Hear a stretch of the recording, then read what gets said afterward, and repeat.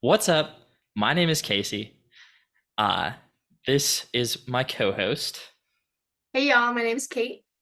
and this is the Fake Crime Podcast, a podcast where we talk about some of the villains and some of the villainous characters from all of your favorite fandoms, as if we're doing a true crime podcast in those fandoms.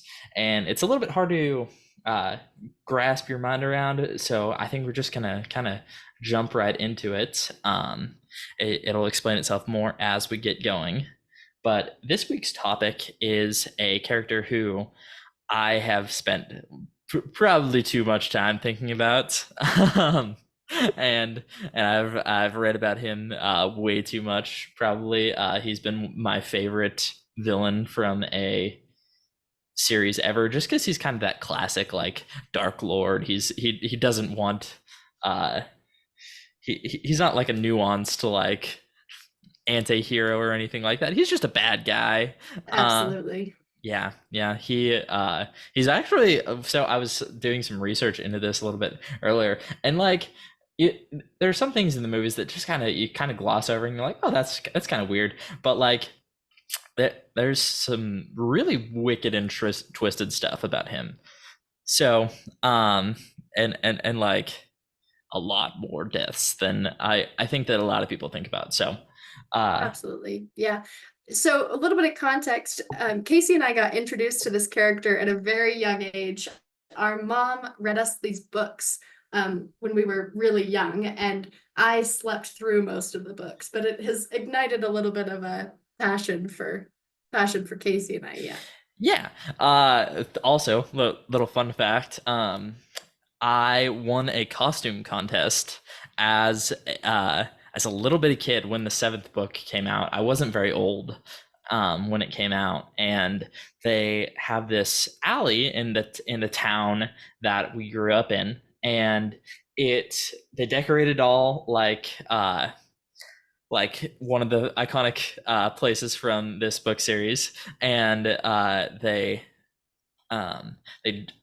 decorated all, and they had bookstores and they had all sorts of stuff in there, and I won a costume contest as none other than the iconic opposition to this villain, Harry Potter. I was the cutest little Harry Potter. My mom knitted me a Gryffindor scarf.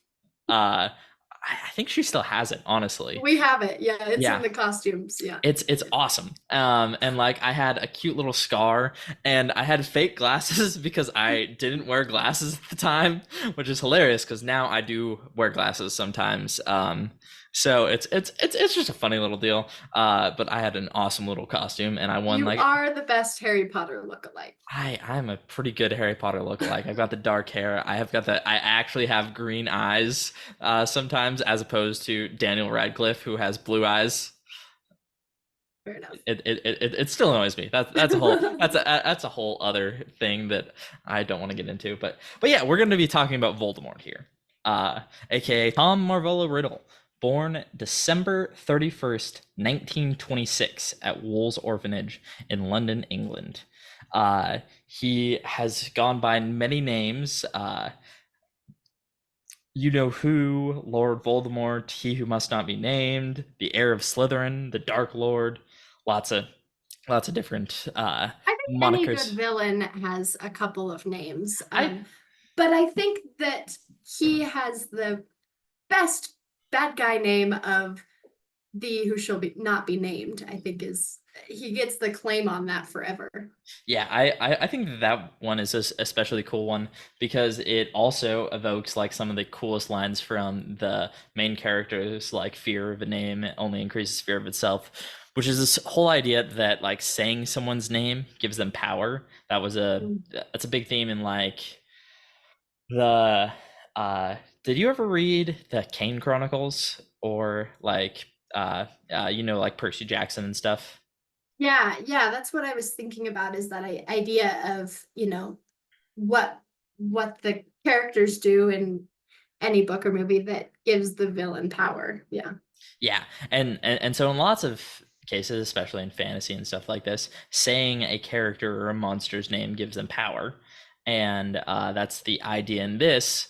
But all of our main, like all of the most integral main characters, end up doing it, and it's only actually in the seventh book uh, that saying his name is actually dangerous, as opposed to like just the idea of it being dangerous, because he actually puts like a curse on his own name, and so when they say his name, it like breaks all sorts of magical enchantments around it. But again, getting way too ahead of myself.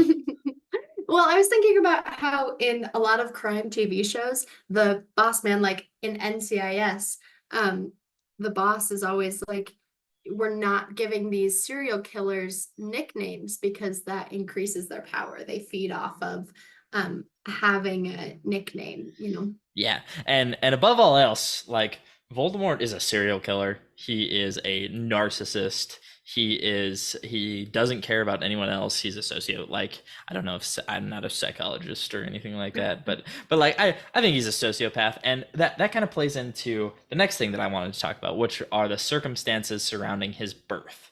So this is explored a little bit in the books, a little bit more than the movies, but Tom's mother was a pureblood descendant of Slytherin. So Slytherin is one of the four houses in Harry Potter, and their founder, Salazar Slytherin, was a big believer in wizard supremacy and pureblood supremacy above that. So he believed that only pureblood wizards should be taught at Hogwarts, and that's why he ended up leaving the school, but also leaving behind his basilisk in the Chamber of Secrets.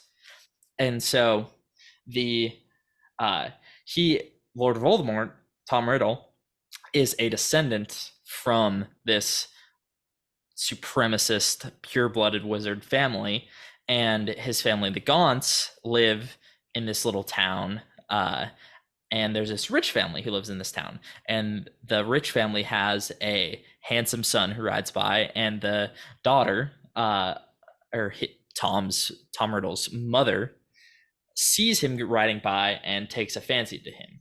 So she brews a love potion for this man, but turns out he is a muggle, so he has no magical ability. So it's this kind of like forbidden love story that could have been that had the potential to be really sweet.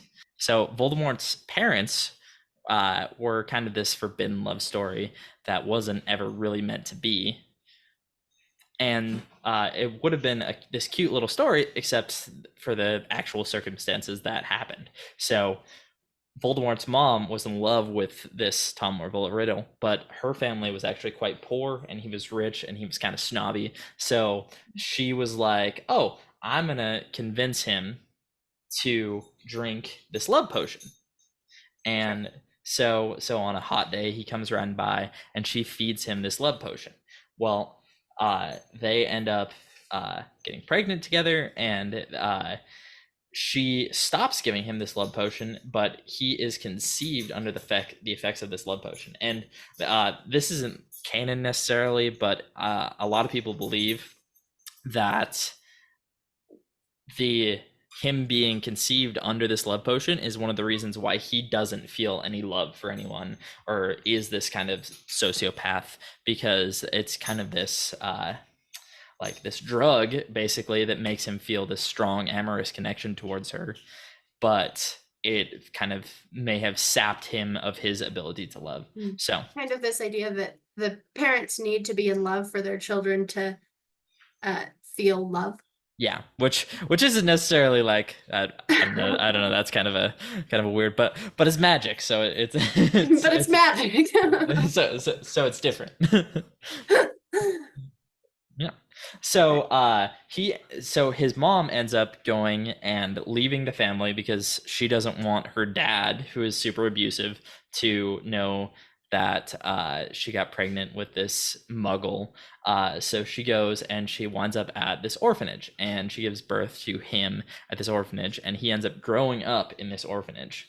And through his time at this orphanage, and through Dumbledore, who does a lot of our backstory work for us, he basically goes through and finds that Tom has been a bully. He has been bullying all the other kids at the orphanage. I think he ended up like hanging one of the other kids like pet rats or something like. I can't remember exactly what it was, but like, Oh my. yeah, he Where the was. killing starts, yeah. Yeah, exactly. And he was a super like spooky kid. He had like a bunch of different things that he had stolen from other kids, which is also, I think, a sign of like these sociopathic tendencies, is like collecting these little treasures. And as you will see going forward, that is kind of a recurring theme for him as well, is collecting these little treasures. Mhm. So Dumbledore goes, he meets with him, and he tells him, okay, well, you're not allowed to bully at Hogwarts, and you have to be this respectful kid, and we don't tolerate stealing or anything like that. And Tom, at this point, expresses when Dumbledore goes and he tells them, well, go to the Leaky Cauldron. The bar name's man is Tom. And this is where we first see him, Tom Riddle, express his dislike for his own name. So at this point, he just doesn't like it because it's a common name. It's a lot of people are named Tom. But later on, he changes his name completely, and part of the reason for that is that he is Tom Marvola Riddle. He is Tom Riddle Jr. because his dad was also named Tom Riddle. Right. So, and his dad was this Muggle who he himself hates. He has this deep loathing hate for all Muggles and everything like that. But we'll continue to get into that later. Once he gets to Hogwarts, he is immediately sorted into Slytherin, the same house as his ancestor, and he begins to find out all sorts of secrets about Hogwarts and the wizarding world itself. He finds out that he is a parcel mouth, so he can speak to snakes. He finds out that at some point he discovers that he can open the Chamber of Secrets and control the basilisk within. And that ends up leading to the death of another student, Moaning Myrtle. Right. Yeah, in the bathroom, yeah, which is super creepy that it's in a girl's bathroom. The entrance to the Chamber of Secrets is super weird, but yeah. So that's a whole other story. Is that his ancestors, the Gaunts, they had to move the entrance to the castle at some point because plumbing was at some point installed into Hogwarts, which is just hilarious to imagine. Like, well, we've got to get the plumbers here to put in toilets into Hogwarts. Right. Like the society who, like, the average citizen, or probably not even the average citizen, but like a citizen who is pretty well versed in like Muggle things, somehow figured out how to install plumbing into their castle. Like, Right. but like Ron's dad, he doesn't know the function of a rubber duck, right? What Right. exactly is the function of a rubber duck? So he doesn't know the function of a rubber duck, but somehow they figured out how to install plumbing. That's just a funny thing to me. Yeah. So anyway, they had to move the entrance to the Chamber of Secrets, and eventually it ends up in a girl's bathroom. She ends up dying, and he ends up blaming the death on Hagrid, and that's why Hagrid gets expelled.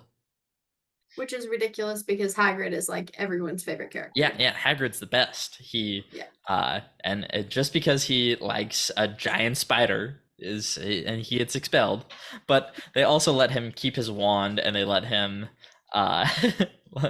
like they snap his wand, but they let him keep the two broken pieces, so he hides it in an umbrella, and that all kind of comes back to bite Voldemort on the butt in the end too. But absolutely, yeah. So Tom grows up and he becomes good friends with Horace Slughorn, and he's part of the Slug Club. He is one of the favorite students of Hogwarts, and he eventually stumbles across this term, Horcruxes. And these are devices that let you, through some sort of magical means, tear a piece of your soul from the rest of your soul and house it in an object. And the only way that you can break apart your soul is by killing. So the first killing that he does is actually most likely his own father. So there's this time Dumbledore investigates, and he finds that uh, Tom Riddle was in the area where his family, where his abusive grandpa and abusive uncle lived, and where Mhm. his mom left, which is close to where his dad lives still. And Mhm. so he went there and met with his uncle, and there are no memories or anything to show them, but it's assumed that after meeting with his uncle and uh, stunning him and telling him uh, like nothing about it and stealing his wand, he goes up and he kills his own dad and his own grandparents and uh, his stepmom, let's say. Mm. And Mhm. so uh, that that's kind of the first death that he perpetrates, like very purposefully. He Yeah. goes through and is like, "Oh yeah, well I want to kill these people because they have a personal meaning to me." Sure. Mhm. And So he's also trying to tear soul. yes, yes, exactly. So he's trying to form a Horcrux, but the added benefit is that he gets to cut off his connection to the Muggle world and anything Sure. like that. So this was like a very like good spot for Voldemort. He goes through and he severs his connection to the Muggle world, and he forms this Horcrux, which is the his family ring, which turns out is also the Resurrection Stone from later on too, which is Hmm. like huge coincidence, but Right. yeah, it's the ring of House Gaunt, and it's got the Peveril coat of arms on it, and the Peveril brothers are the brothers who formed the uh, Three Deathly Hallows. Hmm. So Voldemort goes on to graduate from Hogwarts. Everyone expects big things from him. This is like a plus like prep school student, and he goes and he doesn't go work for the Ministry of Magic. He doesn't go get a high ranking job at Gringotts. He doesn't do anything like that. He goes and works at the antique shop down the road, like not even the good antique shop, like the one that sells like poisons and stuff too. The one where you can go and buy a severed hand if you really want. So yeah, he goes and works at Borgin and Burke's, and he basically he basically stays there for like 7 years, I think it is. He stays there, and he eventually commits another murder where he gets another one of his Horcruxes. Actually, two other of his Horcruxes.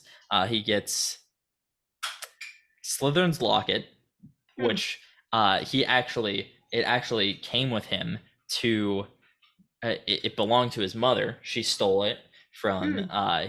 her father, and she stole it, and she sold it to Bordenbergs back in the day. And then Hepzibah Smith, the lady who he kills and frames it on her house elf, he she buys it from Bordenbergs, the place where he goes to work, and then he kills her and also steals the locket or the cup of Hufflepuff that he also Sure. turns into a Horcrux. Does he kill her? I mean, he has this thing against mortals, which is the main reason for all his original killings. Is there a similar reason for killing this woman, or is it connected to the object that he wants? So this is kind of a shift for him where he starts killing because he wants these magical objects and because he wants control of the wizarding world, moreover. Hmm. So it becomes less about killing individual muggles, and it's more about one, obtaining these magical objects, and two, keeping it secret, because he can't let anyone know that he's collecting these magical objects, because then they would be able to deduce, well, maybe he, like, not a lot of people know about Horcruxes, but like the people who do know about Horcruxes might be able to deduce, oh, he's making Horcruxes out of these magical objects. Sure. So this is kind of a shift for him. Hmm. And so he goes and takes these items and he quits Borgin and Burke's shortly after this. He doesn't stay there long after because he went there on Borgin and Burke's business, Mm, and then she died, and her house elf got blamed for it. So like it was a little sketchy there in the middle for him too. But this was still like seemingly a clean killing for him, and he sure. got what he wanted from it too. Mm-hmm. But she was a pureblood, so Mm, she was a descendant of Helga Hufflepuff, according to her. mm, I don't know if that's confirmed or not, but she was a descendant of Helga Hufflepuff, one of the other founders of Hogwarts. And so uh, he got those items from her, and he quit Borgin and Burke's, and he started doing something. The timeline here becomes a little bit wonky because we don't necessarily know what goes on. He was kind of working in the shadows and behind the scenes and fighting a war against Dumbledore and the Ministry of Magic and everyone else. But he was kind of waging it from the shadows. So he mm, was obtaining other items. And one of the other items that he had obtained at this time was the Diadem of Ravenclaw, which is a crown that's mm-hmm. said to grant you magical powers too. But he obtained it, and he made it into a Horcrux too. Mm, So he got that through convincing the Gray Lady, the ghost of Ravenclaw, that she should let him do it. The other thing about Tom Riddle to keep in mind is at this point he is a devilishly handsome young man. He's very handsome. He is very charming. He's able to charm Horace Slughorn. He's able to charm lots of people, and but he also has this dark side to him, and that makes me think a lot about like uh, Ted Bundy or like That's what I was gonna say, is yeah, those yeah, serial killers who are, charming young men who, you're not suspecting are the serial killers. yeah. He would fit that stereotype too because he doesn't care about anyone. Like he Mhm. is top notch. Like only cares about himself, and but he also is able to give off this impression that not only one charms people to him, but also like he draws a following, a huge following of Death Eaters in this time, and he basically builds an army for himself. But not only an army of like humans and stuff, he goes out and he recruits giants, and he Mm, recruits like Death Eater. Dementors to his side, and he recruits like werewolves, and everyone worries that the goblins are going to join him because he feels like an he feels like he is forced to live like an outcast as a wizard. And that's kind of his like underlying thing is that he doesn't want to feel like he doesn't want to hide what he does. He wants to be a wizard out in the open, and he wants to be able to openly practice magic and that sort of thing. So like one of his big things, Sures. yeah. So like he recruited a bunch of giants. He recruited Death Eaters. He recruited all sorts of these creatures that were kind of outcast that had been treated poorly by the magical world. But he also viewed them at all as inferior, and that kind of plays into his downfall later on. So um, in this time, he killed a bunch of people. He did a bunch of acts of atrocity, and one thing that I think a lot of people, even like Harry Potter fans, don't think about is at some point he killed enough people to form an army of inferi. So like, in book 6 when they go to that lake where the fake Horcrux is housed, Mm-hmm. and there's a whole lake full of these dead zombies basically. Mm-hmm. So like he has to number one kill all those people, which is a tremendous amount of people. Like it's an army, Yeah. and two, he has to do that secretly. Like he has to do that separately from all the other deaths and stuff that he's doing because he doesn't want he can't be like, oh yeah, bring all your dead people here because I want them to guard this thing because he doesn't want anyone to know that it's Horcruxes. So he must have Right. been out committing extra atrocities to create this extra army of dead people. Right. Not only is there regular killings happening here. He's got this whole other string of murders that he's committing, and they have to be clean and well thought out. And, you know, they have to be other murders that aren't going to get him caught. Exactly. So, at some point, he approaches Dumbledore about a job as the Defense Against the Dark Arts teacher, and at this point, Voldemort has already like been committing some crimes and stuff, but he's not like full on Lord Voldemort yet. He's still like out in public acting as Tom Riddle, but his followers call him Voldemort, and lots of people call him Voldemort at this point. But when he shows up to Dumbledore, he has like his appearance has like withered and drained away, and lots of people think that's because he has made all these other Horcruxes, and so as he makes these other Horcruxes, it kind of drains away his personality and his good looks and his charms and stuff, and he becomes this more evil character. Well, that makes sense because we're taking pieces of his soul away. And so Exactly. you think about your soul as your personality and your charm and your and what makes you a human being. And if we're ripping those pieces away, he becomes this more fictional bad guy. He's not so much of a Bundy, good-looking, charming man anymore. Exactly. He becomes this Dark Lord who isn't as well rounded, who isn't as like a he doesn't have a morally gray kind of area where like, yeah, he had a tragic childhood and stuff like that. He just becomes a monster at this point. Yeah. So in this time after he goes to Hogwarts, and Dumbledore suspects that he only went to Hogwarts to try and find more items to make into Horcruxes. Specifically, he probably wanted something of Gryffindor's, and some people theorize that he got the Sword of Gryffindor at that point. So some people think that he got it and took it with him, because people also theorize that when he went to go and kill Harry Potter, he wanted to turn Harry Potter into his final Horcrux, and he wanted to do it on the Sword of Gryffindor. But I'll talk about that a little bit more here in a little bit. So one of his Death Eaters is Severus Snape at this time. And a few years down the road, Severus Snape and what's the gal's name?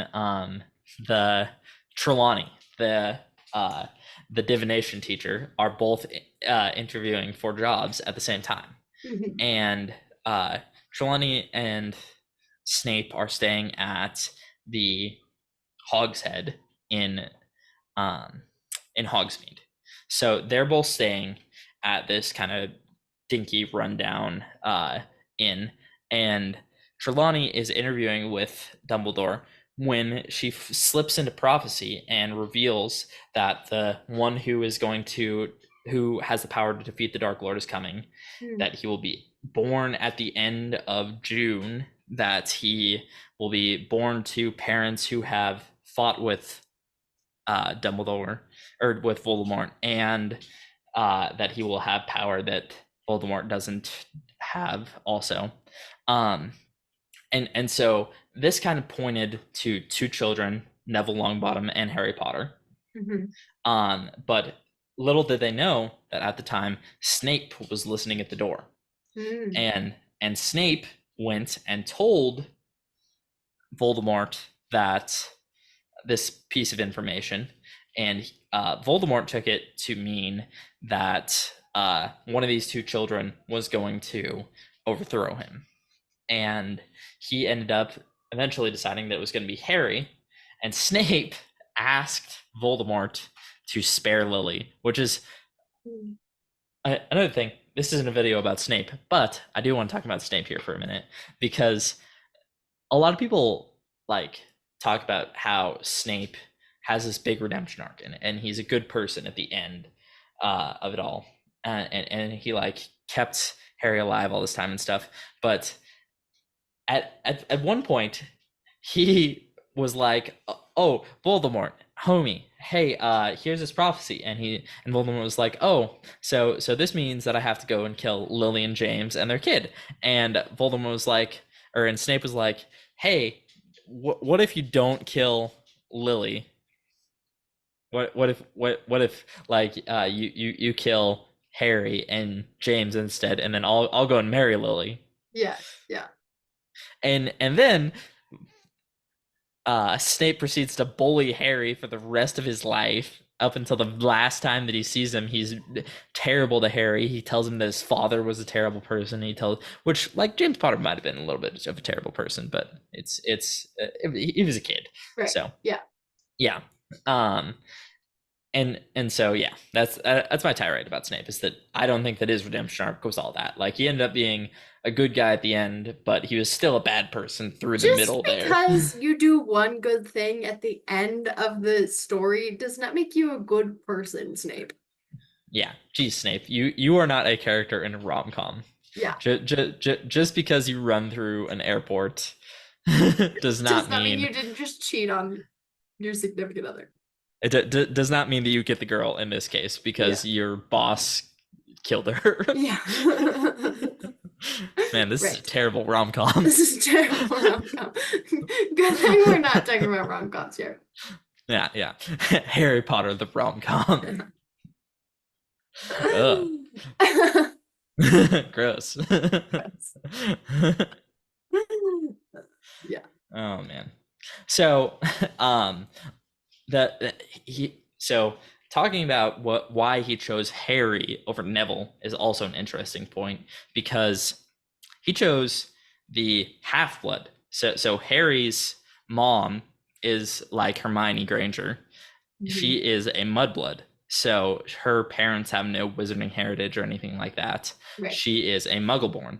So Harry only has half pure wizard blood and half of Muggle blood. So he's a half-blood, like Snape Voldemort. Is so enthralled with Harry's mother if she's a mudblood. Doesn't Snape like full bloods anyway? That would be the thought, and he does call her mudblood at one point in like a memory.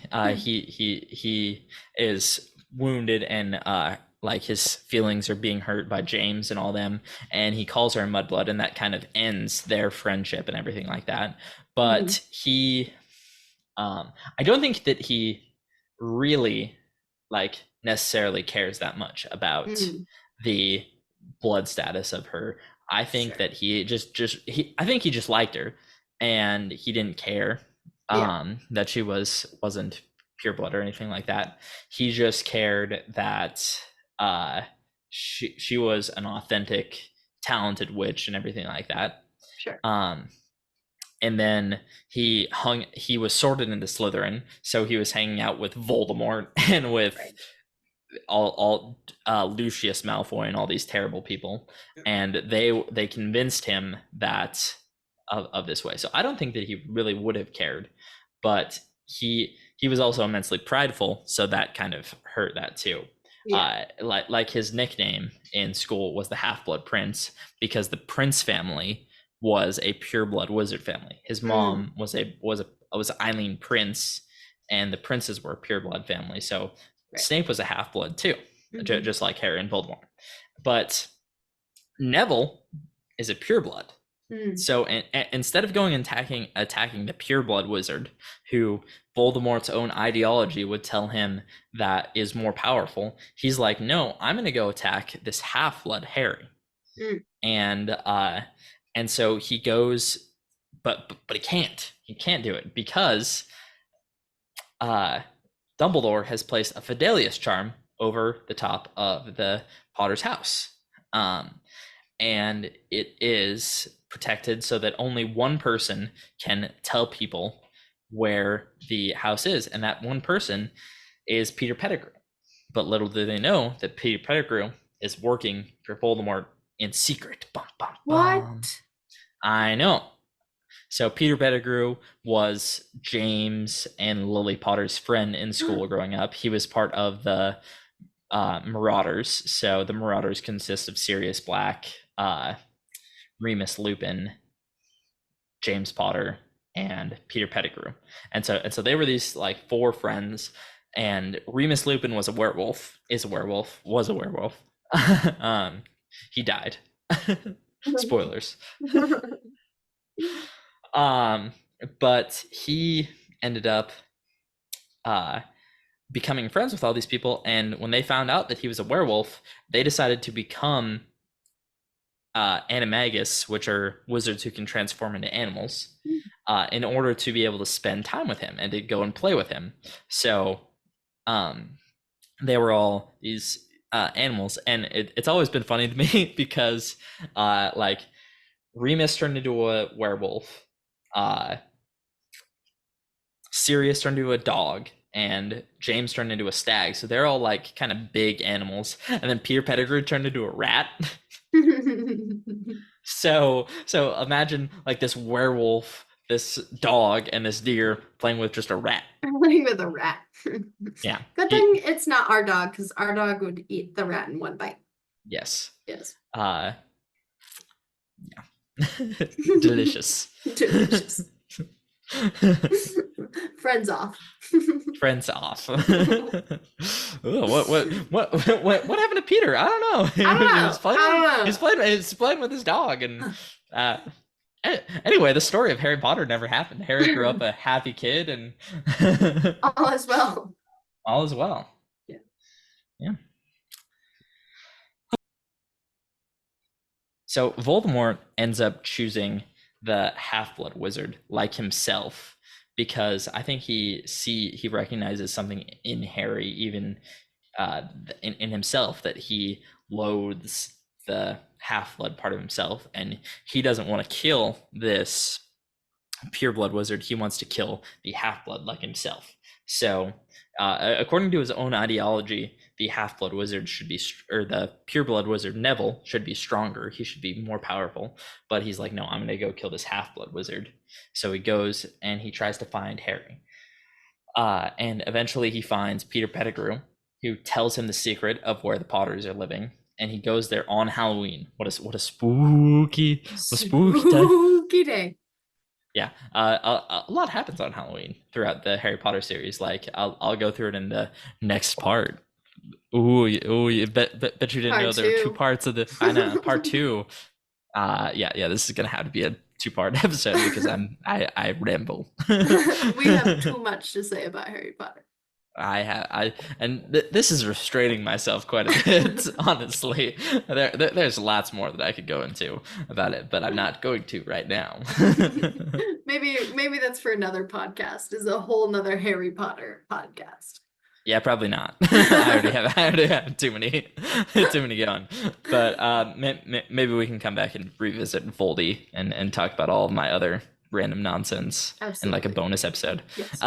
So anyway, he goes to the Potter's house on Christmas, or not Christmas, on wrong holiday. I mean, once Halloween's over, it's basically Christmas time. It's time to start playing Mariah Carey. So he goes there on Halloween, and he goes in and he kills James Potter just right away. And he ends up going up to Lily, and he's like, hey, like, get out of my way. I don't want to kill you. And she says, no, like, I'm not moving aside. You're going to have to kill me to get to my baby.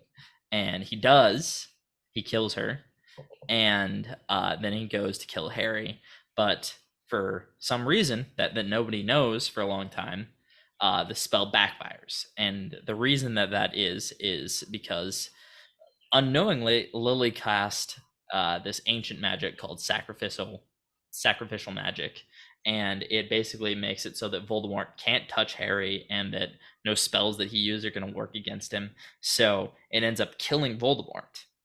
And luckily for him, unluckily for the rest of us, he has made all these Horcruxes, so he is able to cling on to life. And he goes and hangs out in an Albanian forest, which is actually a Scottish forest. So this was a confusion for me for a long time. It's like, why does he go to Albania? But Alba used to be this Alba, or Scotland used to be Alba. Mm, So he's basically just hanging out in northern Scotland somewhere. sure, sure. So that always really confused me when I was like having the books read to me. Is like, why does he go to Albania? That makes no sense. Jesus. So what a random country to go to. But yeah, he's basically just hanging out in Scotland. Great. Cool. And I think that's probably where I'm going to leave off for now. Is Voldemort is a ghost, less than a whisper, less than a ghost in some Scottish forest, and he's inhabiting the bodies of snakes. And that's kind of where we'll leave off this first episode. All right. So much more to come. So much more about Voldemort and um, how he ultimately gets defeated by Harry Potter. Heck yeah. Okay. Yeah. Yeah. Well, thank you guys so much for listening. If you're listening, please go leave us a review if you enjoyed this. Be sure to,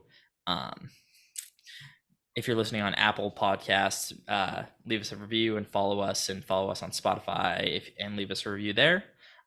Thank you so much. I'm Casey. That's Kate. And thank you for listening to the Fake Crime Podcast.